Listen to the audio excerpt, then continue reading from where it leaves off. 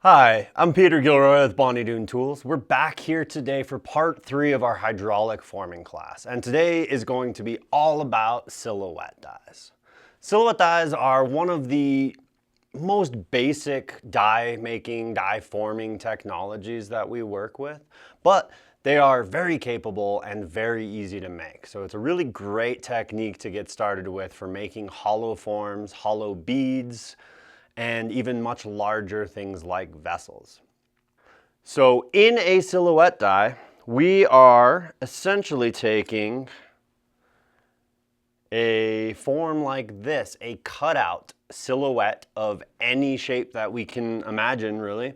And we're going to be pressing our metal down into that with polyurethane. So the polyurethane is going to force our metal down into that void that is created from our silhouette.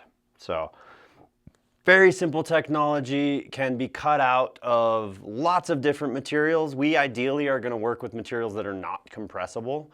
Cast acrylic is going to be the cheapest and easiest to work with, but we can also work with aluminum, brass, or steel. Some materials like wood are going to compress and they're not going to give us really crisp, sharp edges and good forms. So we want to stick with materials like cast acrylic or steel. Okay, so when we're talking about silhouette dies, we're going to be using 2 different sets of tooling to do silhouette dies. The very first one is our silhouette die kit, and this is composed of a container, multiple urethanes, and these precision cut steel dies. This die set was conceived of as the most efficient and easy way to make hollow forms, mainly for hollow beads. We'll go ahead and I'll show you some examples in a second here. But then the second tooling set that I want to show you is what's called the 3-inch form box. So the 3-inch form box is a much more agile, capable kit where you make your own dies. So whether you're making your own acrylic silhouette dies or non-conforming dies, that's a topic we will come back to and cover in a future video. But this is a really good way to make your own dies.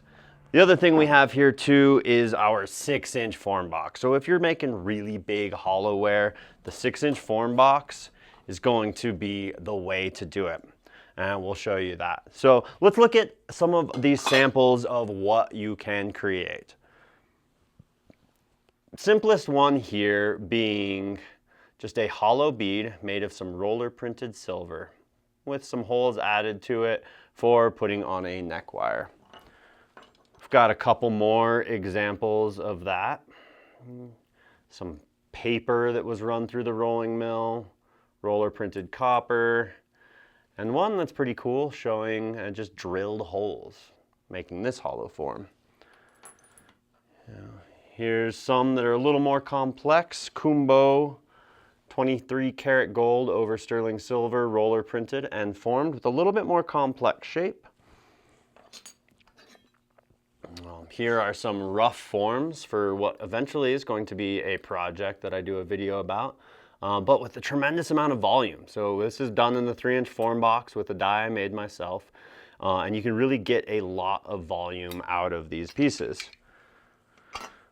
I'm showing you here now, this is a cool little riveted, cold connected piece showing a heart with a technique called a wall insert. So we will come back to the wall inserts and show you that.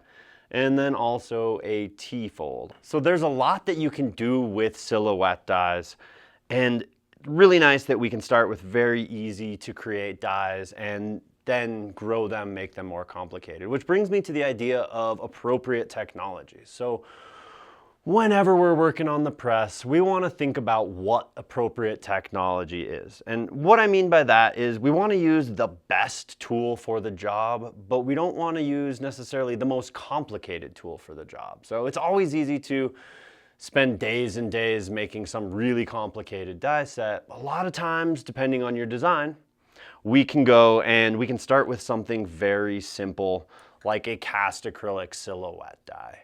A lot of times when I get a design or an idea in my head, I'll first start by grabbing a piece of acrylic, you know, something that just looks like this, and I'll sketch out my idea.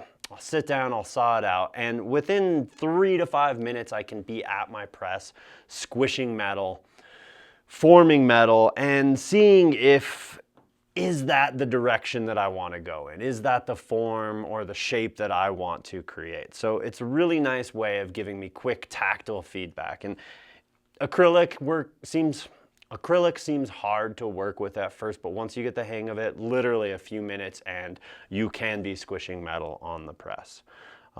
So yeah, appropriate technology. I like to start simple and start cheap, and then start playing with designs. That's going to give me a lot of good feedback. And usually I'm going to then come back and be like, this wasn't quite there, and I might take it to the next level of complexity. Might be a different type of die that I need to use to create it, or might just be tweaking this shape and design a little bit, and then I'm good to go. So always important, think about appropriate technology. It's not good to start fast and cheap and to fail fast and to keep iterating to, you know, really ultimately bring our ideas into the world the way we want them to. All right, so let's get started actually squishing some metal with our silhouette die kit. So first of all, let me show you the different parts and pieces of this kit. Again, we have our container. And what this container does is when this is under pressure, it keeps our urethane from just going out everywhere, and it puts our force down into our workpiece. We have our silhouette die that is precision cut in steel. This is a complex shape, and I purposefully chose this one to demonstrate because it's going to bring up some issues and so that I can show you ways of resolving details in pieces. The other parts we're going to have are 3 different urethanes. So we have our black 60D soft urethane. This is going to give us volume. So I'm going to start with this. We have our 80D, just kind of middle hardness urethane. And then we have our 95D, and again, this is for giving us nice crisp details and edges. And then to top it all off, we have our pusher. So 2-inch aluminum pusher. This is the cap to our container. So anytime we're doing die forming, we're always thinking about squishing our metal or sandwiching our metal, our jewelry piece, in between our die and another die of some kind, whether it's a mating tool steel die, or in this case, it's going to be polyurethane. A quick note, when we first get these plates in, they are precision cut out of steel. They are really, really sharp. So what I always like to do is take a small piece of sandpaper. 220 is okay, 320 is the best if you can. And you're gonna go in and you're gonna actually sand this edge. Gonna give this a nice little round over there, and it's gonna allow my metal to flow down into the die better, and it's not gonna tear over that sharp edge. So after sanding this, I do want to make sure I get all of that sanding grit off of there, make sure it's nice and clean. All right, so let's go ahead. We're gonna take our container, we're gonna slip our die into there, and we're gonna center it right on the design that we want to use. I've got 20 gauge annealed brass. 20 gauge is a really nice thickness. 22 gauge works well too. It's not super thick. We can still make a light piece, but we're gonna go ahead and solder these together to make a hollow bead. And in this case, if I go too thin, it's gonna be more susceptible to tearing, but it's also going to be less of a solder joint, and it's gonna be a little harder for us to assemble this piece. What I'm going to do is put just one tiny little drop of liquid burlap on my piece of brass, and I'm going to rub this all around. Really don't need much lubricant here, just the tiniest little bit. I'll even maybe wipe off a little excess. And then I'm going to put the lubricant side down and get that all nice and centered in there. And now I'm going to start with 60D polyurethane so that I can first get the volume here. Now the final item is my aluminum pusher. So I'm gonna go ahead, put this in here, and where I'm pressing in the press, I want to be centered. So I'm just gonna hold this. You can see if I let go, it kind of angles. I'm just gonna hold it up until it makes contact. We'll bring that up, and now, big question I always get, how far do I press? How much pressure do I need? And the short answer is, it depends. There's so many variables going on. We're gonna take notes and we're gonna show you how to go through figuring out what pressure to get to. Based on a little bit of experience, I'm gonna always start low because I can put more pressure into it, but if I go too far, I'm gonna rip the piece or I'm gonna bottom out in the die. Usually it rips with this kit. So I'm gonna go to about 1500 PSI right now and see what it looks like. If I like it, cool, we're awesome. If I want it to go further, we can put it back in and go to a higher pressure. It's okay, took that to 1600 PSI. Now, nice thing about this kit is I can turn it over and I can look underneath here through this hole and I can actually gauge how far it's gone. That looks really good to me. So let's go ahead and take it all apart. Now, looking at it closer, looks really good through this main part, this body, but you see where the design necks up? There's almost no detail or form in there. So again, I said I purposefully chose this design because it's complicated. What we're gonna do now is use some intensifier sheets to go in here and intensify this area. So intensifier sheets, it's just this clear, cheap polyurethane. It's disposable, it's a consumable. We cut this up and we place it on there and we're gonna press just with the intensifier sheet. So here's some little pieces that I already have cut up. I save these and reuse them for many, many years. And this is gonna go just on the area where we want it to be deeper. First of all, I'm gonna get my piece back in there, indexed into the design, and then I'm gonna lay these 3 pieces over that design. And I can use the container to do this, but a lot of times I'm just gonna press it as is up in here. So we'll go ahead and show you that. And again, nothing but the intensifier sheets. We don't need the container, we don't need other urethane. We're just gonna go ahead and squish. And we're gonna go to more pressure than we used previously. It's a smaller, thin little area, so in order to get our metal to form into that piece, we actually need to use more pressure than we did for the main body of this design. So let's take it up to right about 2200.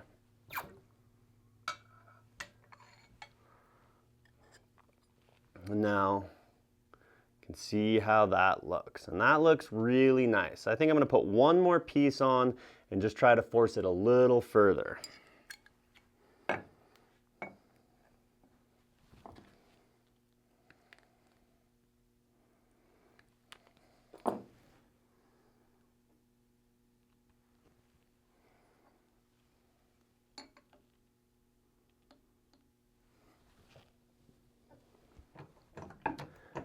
Now, when I'm working with silhouette dies, a gauge is really critical because it's the only way I'm gonna get repeatable results. Again, all of our presses come with gauges. It's a fundamental, important part of the whole process.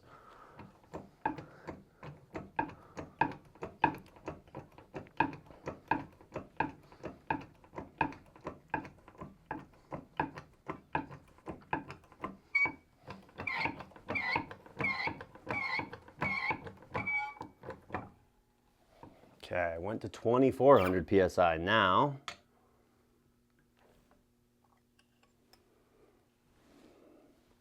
And that looks pretty good. So this that I've just created essentially is going to be a prototype. Anytime I'm working on a piece, I like working with the red brass or the jeweler's brass. You can get it Rio Grande. Other places might have it as alloy 260 brass. But it gives me a pretty close, similar metal to sterling silver. So a lot of times I'll work with this so that I can get pretty close to what it's gonna be in silver.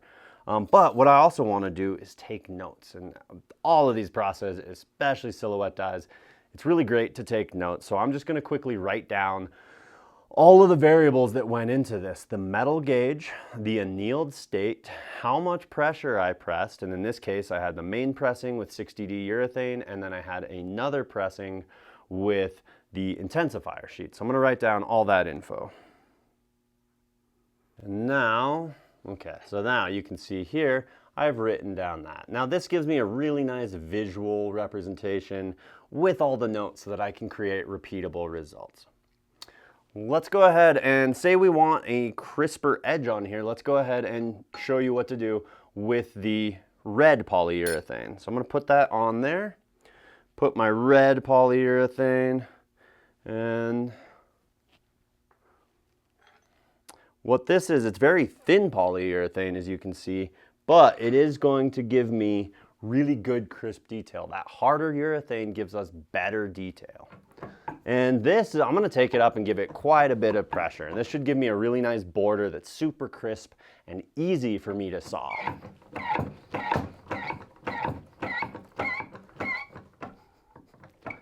Okay, I went up to 3,800 PSI.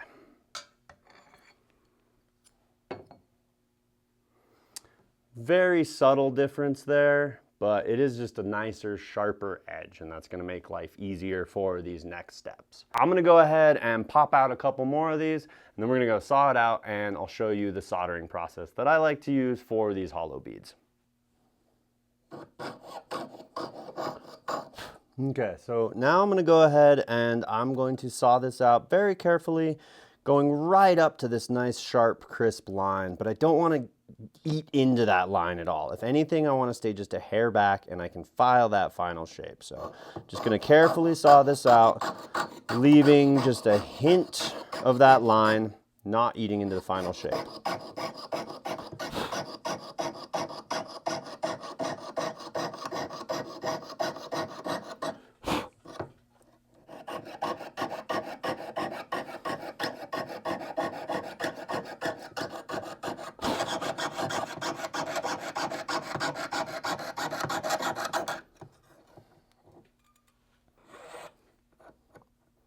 Gonna file it a little bit where I got too far away from the line, but I'm not gonna worry about the final shape until after soldering.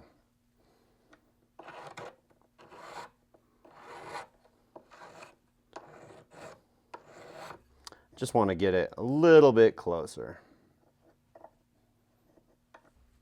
Okay, I've got my two pieces sawed out here. I quickly filed the edges just to get it close to that line, but I don't want to take away too much material, so we'll come back to that. Now what I want to do is, before we go ahead and sand and solder these, I want to add a little vent hole. So taking the edge of a file, just going to go in and create this nice little V notch here. It's going to create just the right size, tiny little vent hole. A lot of times I will use these vent holes as the start of where I might be adding a hole for a chain or a neck wire of some kind. But in this case, I'm just going to do a single vent hole on the back side of the piece. So one of the most important parts now is sanding these pieces so that we have a really nice, good, tight solder joint. One thing I like to do to help is to create a little fold to help with my sanding. So a little bit of double stick tape or Scotch tape, and I create this nice little handle that I can hold on, and now I can sand my piece. I'll make sure nice even pressure, and circles or figure eights work best. 2 hours later. 4 years of sanding later, and I now have a really nice, good flat all the way around, pretty thin on the edges. I do want to just go ahead and clean up and make this vent hole just a little deeper so that I actually get a good venting there.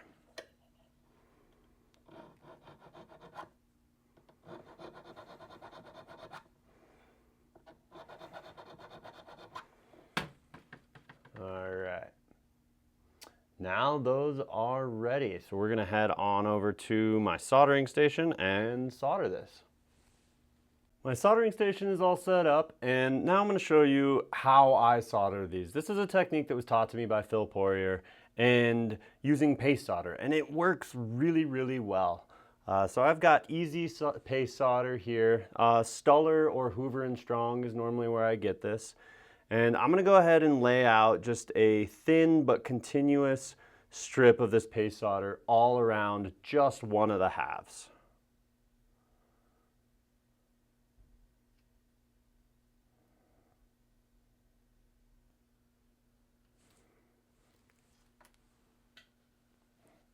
All right, so now that I got my paste solder on there, I'm going to take my other half. I'm going to very carefully put these together. I want to make sure they're lined up edge to edge and gently put them together, holding them, and then I want to go ahead and squeeze this tight. So now I have a pumice pan, and I've made a little hill, a little peak of pumice, and I'm going to set the bead just level right in there. Using my acetylene torch, just the acetylene atmosphere Smith torch, I'm now going to go in and I'm going to keep the flame low down around the piece so I can heat both halves evenly.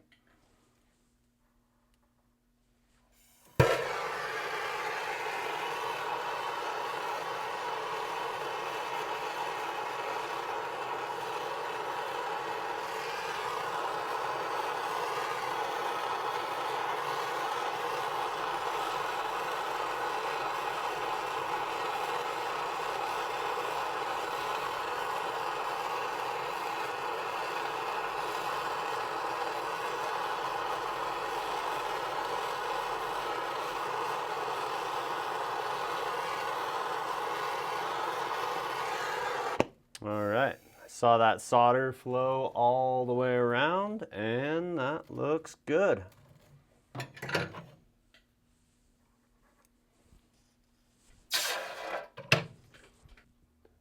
Now I'll go ahead and pickle this piece and then clean up the edges. So after pickling and just a little pre-polish with Luxie Green, now have our finished piece. So this piece is fairly simple and unadorned right now. These classes, I'm really just trying to cover the basic concepts of hydraulic forming. We will be coming back in later videos after this whole class series and doing a little bit more in-depth project videos so that we can get into some of the other little fine details. One of the beauties of silhouette die forming is that we can roller print our pieces. We can hand engrave our pieces and then we can form them. We can do kumbo. We can add any technique that we really can imagine to this for creating really incredible pieces. Soldering overlays is another interesting thing to do with this. So I'm showing you the basics here, but definitely take the time to experiment and have fun. There's so much you can do squishing metal, you know, so definitely take the time to experiment and play around. There's so much fun you can do. Incorporate any techniques you might already be using with all of these techniques. Really powerful what you can do when you start combining these together. This is also a really great preform for other techniques such as enameling or granulation or hand engraving. Next up, we're going to cover the 3-inch form box. So we're actually going to sit down and I'm going to sketch out some drawings and we're going to cut our own die and then we're going to press it. The 3-inch form box kit comes with, first of all, a big container.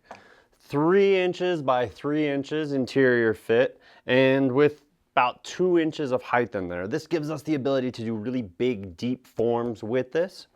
This kit also comes with 2 pieces of 60 durometer urethane. Again, this is the softer of the urethanes, really meant for volume.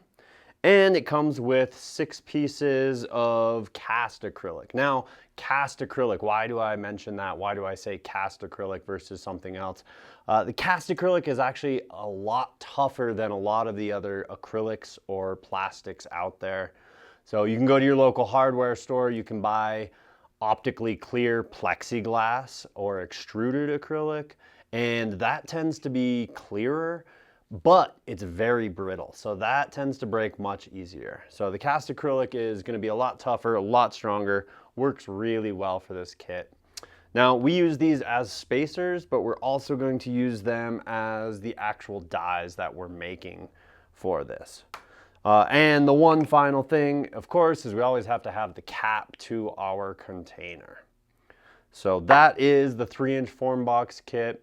We're going to use it for silhouette dies today, but again, there are other things you can do with it that we'll be getting into at another later date.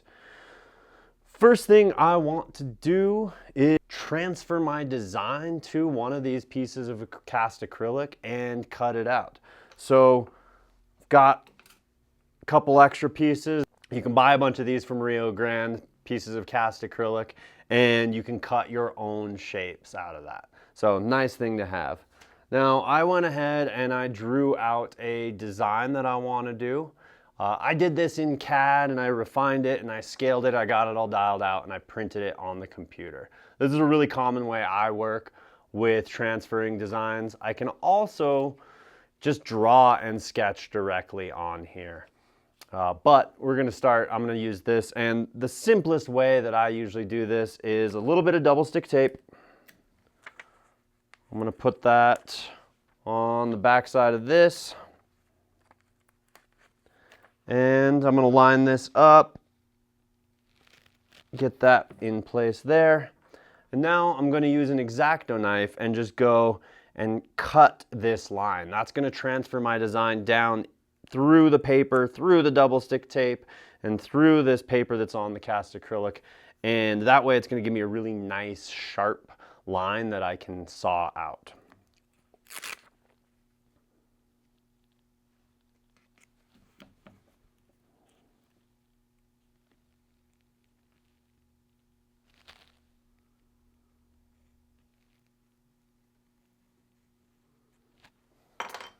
All right, so I cut that out. Now I'm going to go ahead and peel all of this off.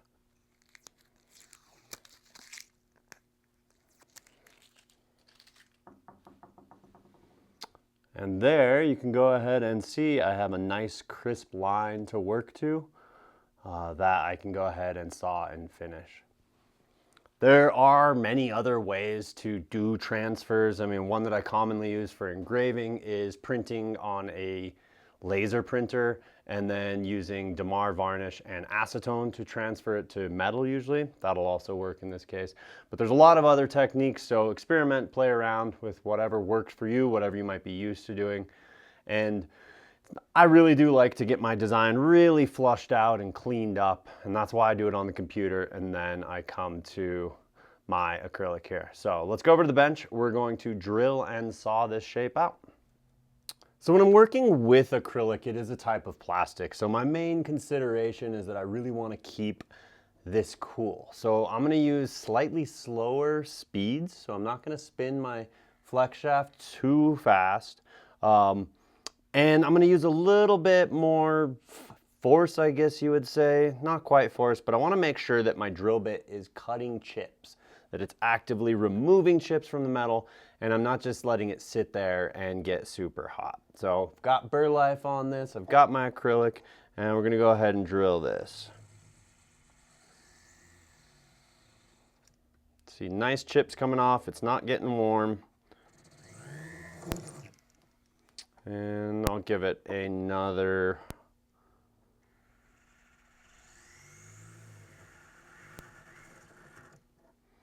Oh, there you go. Shouldn't be too difficult, but yeah, definitely take the time to practice, you know, maybe scrap a piece and practice sawing and drilling until you get the hang of it. And again, like I said, once you get this down, it's really nice and easy to work with. But let's go ahead and saw it. So when I'm sawing, I like to use just a nice, good, high quality saw blade. A coarser blade is my preference, something like a 6 or even an 8. All right, here I've got a size 6 blade, so I'm going to load that into my saw.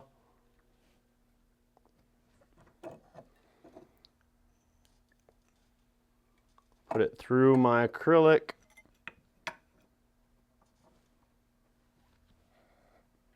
and tighten this down. Now I'm definitely going to use burr life. It's off on the side here. And I'm going to go and I'm going to cut I want to use the full length of this blade. That helps dissipate the heat and that helps give me a nice good cut. I'm going to take my time and I'm just going to cut this little by little, getting as close to that line as possible. You're just not going over it. I want to leave that line there.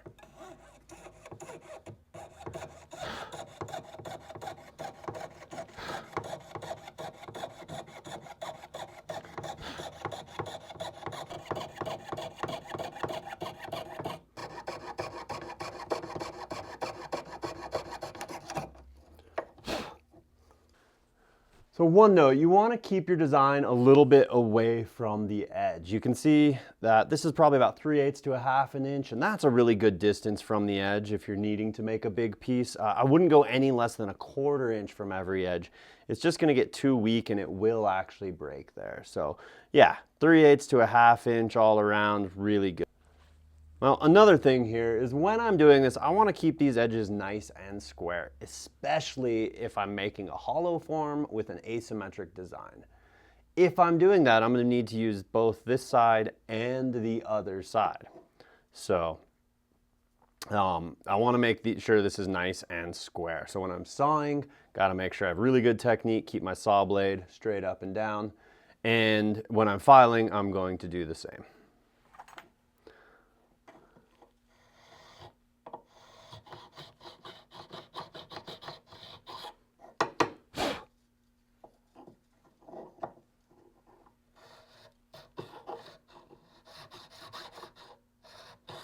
Now, I don't need this to be perfect. I want it to be close. I want it to be a nice smooth shape, but a lot of the imperfections are not going to show up in my metal piece at all, especially once we saw and, finish these edges and do all of that. So don't worry too much about it. Do try to make it as good as possible, but it's not the end of the world if you've got saw marks and other little aberrations in your sawing. So here is my finished silhouette die. Just a few minutes of layout, tracing, drill it, saw it, and we are ready to start pressing. Now again, that's one of the really exciting things I like about this technique is it's so quick and easy to start making three-dimensional forms, to really start proofing your design. Let's go ahead and set up our form box. So there's a lot of depth to this, but right now all I have is my plate. So I'm going to use a bunch of these acrylic pieces as spacers. Those are going to go down first into my box. Now I have some 18 gauge brass. This has been annealed, and I'm going to add just a touch of burr life to my piece, to the acrylic. And I'm going to roll that around. Now, what I like to do is first construct my sandwich. So, sandwich is always going to be composed of 2 different dies, and then the meat of the sandwich is going to be your jewelry or art piece, right? The finished piece that you are actually creating. That's the meat, so that goes in the center. This is really important to think about and to remember. So, I've got my die, my acrylic die. I've got the meat of my sandwich. And then in this case, the second half of that die is going to be polyurethane, right? Because that's going to push my metal down into that void. So, and with this, I like to put a little burr life on that. Again, just a little bit. That was a lot, but little goes a long way. Just helps everything flow and move very easily. So that goes on there. Now, doesn't matter which way my sandwich goes in here. We're putting pressure from both top and bottom. So I can drop that into there, and now I can put my aluminum on there. So make sure when the top of my container is in there that it's sticking up above this. This means that when I go ahead and press, I'm going to actually be putting force down into the container. Center it on my die, on my press, and let's go.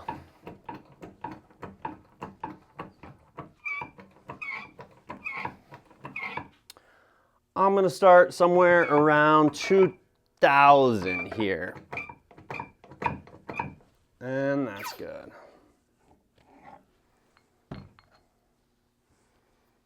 And there is 2000 PSI. So pretty good. Might be getting to the limit of one die. We're going to show you in a minute how to get a lot of volume. But yeah, if I just want a low dome right there, I'm good. I could be totally done here. I'm going to go in, I'm going to take it a little bit further.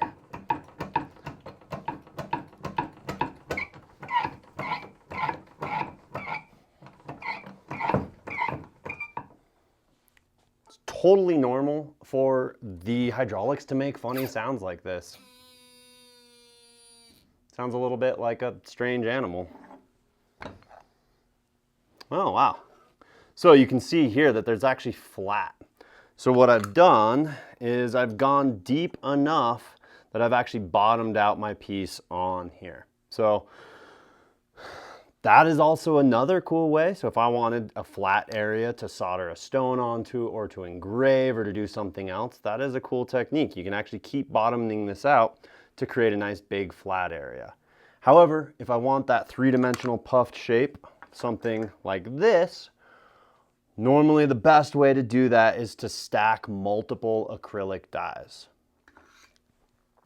So in order to make multiple dies, what we like to do is we like to step each subsequent die in just a little bit. That gives us a nice buttress, essentially an angle to that wall to make sure that we have lots of strength involved in this. So the way I'm going to step this down is I put a piece of acrylic underneath my cut die already, and then using a Sharpie or a pencil with this angle, I'm going to hold it vertically, square, and I'm going to go around and trace it. Now you can see there that it steps in just a little bit. So I'm going to go ahead and I'm going to drill and I'm going to saw that out, and that'll give us a deeper die. Now, my metal's never going to touch that die, so these next ones I can hack out real quick. I don't have to file at all. So I timed myself on cutting this second one. Since I didn't have to clean it up and be as precise, it took me just about 1.5 minutes to drill and saw that out. So really nice and quick. Now I'm going to take and stack these two together and then put those down into my container. Now you'll see here that I wrote out the notes on this piece. 18 gauge brass annealed, took it to 3000 PSI with 60 durometer urethane, and that flatted out. So now I know I'm gonna go ahead and put in a fresh sheet of 18 gauge annealed brass, and we're gonna go right up to about 4000 and see how that goes.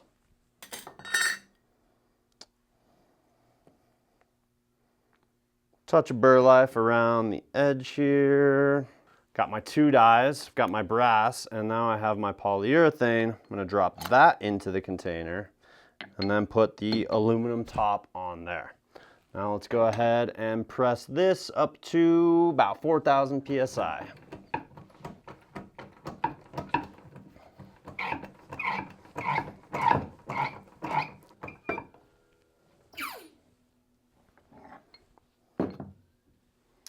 And look at that. It's kind of stuck together. It creates a vacuum. All right, now look at that. It is really nice, good, deep form. So this is a design that we're actually going to come back to on a future video. I've got a really fun project that I want to use this for, and so this was a perfect opportunity to prototype this, see what this shape looks like, and I think it's going to work for my project. So again, we'll be coming back to that. We'll be doing this all in silver. So I'm going to write down all my notes on here so that when I come back to it in silver, I know exactly what to do. Now, appropriate technology. One of the things we're also thinking about with appropriate technology is how many pieces do we want to make? Say I just want to make 2 pieces like this for this project we're going to work on. Just the acrylic die like this is great. Now, what if I want to make 10 pieces or 20 pieces? The acrylic is actually kind of rounding a little bit. So the acrylic is going to wear down a little bit over time. If I want to create sharper, crisper edges, we are going to create for our die what is called a faceplate. We're going to do that out of brass. This kit also comes with 2 pieces of 18 gauge brass for making faceplates. So a faceplate is going to be a brass plate, and that's going to be a little tougher, a little more durable than my acrylic. And that is going to allow me to make maybe 10 or 20 good pieces before things might start to wear too much. Again, this is all dependent upon what metal I'm working with. All these techniques, again, we're working with very formable metals like brass, copper, silver, and higher carat golds. But yeah, if I'm going to want to make 1,000 pieces, then steel is going to be the die material that I'm going to want to use for this. So thinking about how many pieces we want to make is an important part of the appropriate technology equation. So I'm going to go ahead and show you now how to make a brass faceplate. Got my brass faceplate at my bench here, and I already went ahead and transferred the design. So you can see that nice, crisp, sharp line there. And again, the quality of the line, I think, really makes a difference. It just helps me get much more exacting. If I were to do this with a fat Sharpie or something else, it's much harder to keep a nice, clean, straight, sharp line there. So first of all, I'm going to go ahead and start by drilling this out. This is 18 gauge brass.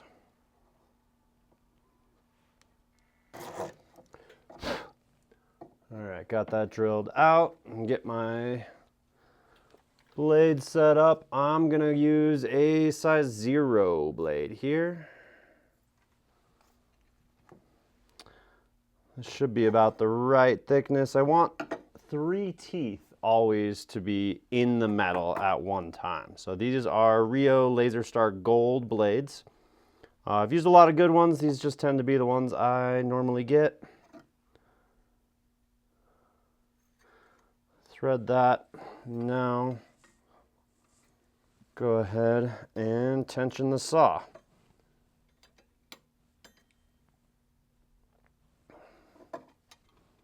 So now I've got that set up. It's nice tension on the blade, and we can go ahead and start sawing. And I'm going to take my time. I'm going to do a nice, good, clean saw job so that I can make sure that I most accurately, translate my design into metal. Again, this is going to be our working faceplate, so this is the piece that really matters in the whole die setup. This is the one that's going to actually be touching our metal.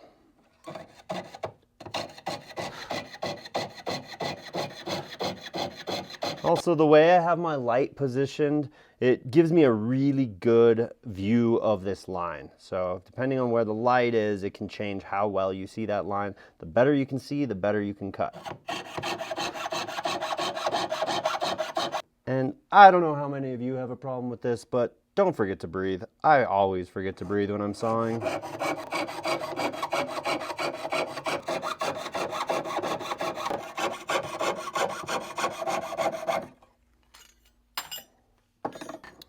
Alright, I've got that sawn out, and now I'm going to go and just file and clean it up. Just filing right up to that line, getting my shape as dialed in as possible.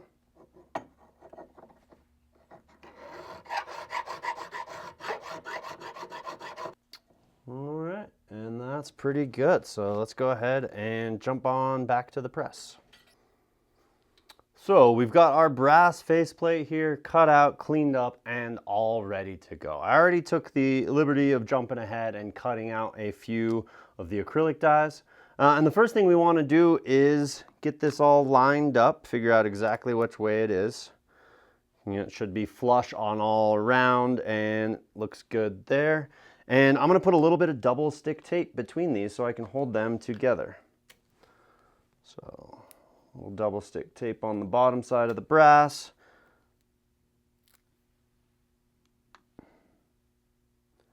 And get that lined up, and there we go. Finished and ready to go. So this is going to get us nicer, sharper, crisper edges, and it's going to give us a little bit more longevity of the die. There is still a limit depending on what materials we're working with, what thickness, and how much pressure we need to use. So If you're working with 26 gauge fine silver, you may not even need a faceplate. If you're doing a ton of 18 gauge copper or brass, then you need a faceplate, and it's going to start to wear much more rapidly than other materials. So let's go ahead and set this up, and we're doing this with a couple dies so that we can get maximum depth. So first of all, on the brass, I want to put a little bit of burlife, spread that around, and I have another piece of 18 gauge brass. This has been annealed. So again, got my bread, this is one die. Got the meat of my sandwich, that's going there. And then the final piece is the other piece of bread, the other die that's going to push my metal down into there. Now that I've got my sandwich put together, I can drop this right in there. Final thing, I put the cap on my container, and it is time to press.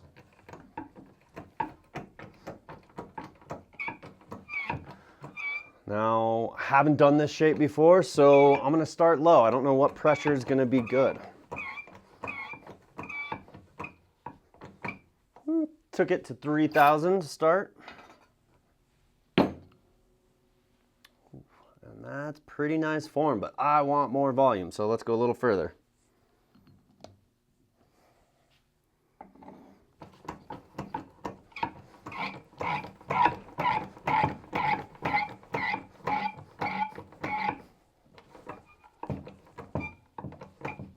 Okay, that is all the way up to 5,000, and look at that volume. That looks awesome. And that was all stuck together. But there you go. We got really nice volume on that piece. And what's kind of cool is, you know, I cut this out. It was a nice square that I sheared, so it was straight edges. And now we can see here that it's actually drawn in. So when we're doing this process, we actually want our metal to go ahead and to draw in to our shape. That way it doesn't thin the metal excessively. So a couple little things you can do to help the draw. Obviously, one, lubrication is critical. That really helps us the piece draw in. But another thing you'll notice is it's drawn in more here in the center, right, on this big wide side. And you'll notice that it really hasn't drawn in at the corners at all. That's because we have metal coming from this direction, and it sort of traps it here. So say I want to take this even deeper. One thing I might do is I might chop these corners off here. Take it over to the shear, chop that out, anneal it, and come back and press again. And that's going to help that metal draw further and further down into the die.